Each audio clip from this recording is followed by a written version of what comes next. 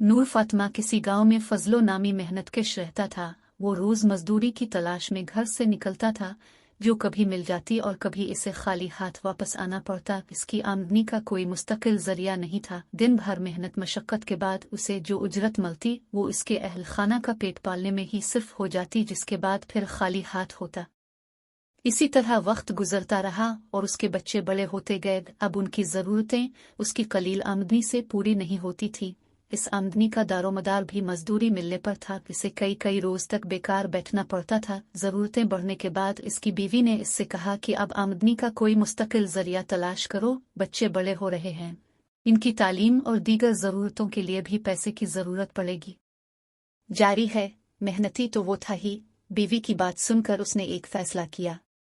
अगले ही रोज वो बाजार गया और उसके पास जो थोड़ी बहुत रकम थी, इससे एक कुल्हाड़ा खरीद कर लाया। इसके घर के करीब ही जंगल था। इसने वहां से लकड़ियां काटे और बाजार में ले जाकर फरोख्त कर दे।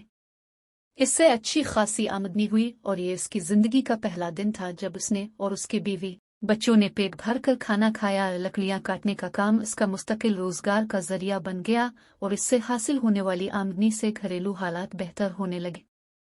वो रोज कोशिश करता कि ज्यादा से ज्यादा लकड़ियां काटे ताकि उनकी फरोख्त से ज्यादा पैसे आएं, लेकिन चंद माह बाद ही इसके इस्तेदाद कार में कमी आने लगी और उसके कुल्हाड़े से इतनी लकड़ियां नहीं कट पाती जितनी वो इब्तिदाई दिनों में काटता था। इस सूरत हाल से इसकी रोजाना की आमदनी भी मुतासिर होने लगी और उसके घरेलू हालात फिर से बदतर होने लगे। इसकी बीवी ने इससे सबब पूछा तो उसने बताया कि अब इससे पहले की तरह ज्यादा लकड़ियां नहीं काटी जाती, हालांकि वो तमाम दिन मेहनत करता है। कुल्हाड़ा दरख्त पर पहले की तरह नहीं चलता, जिसकी वजह से उसे लकड़ियां काटने में दुश्वारियों का सामना होता है।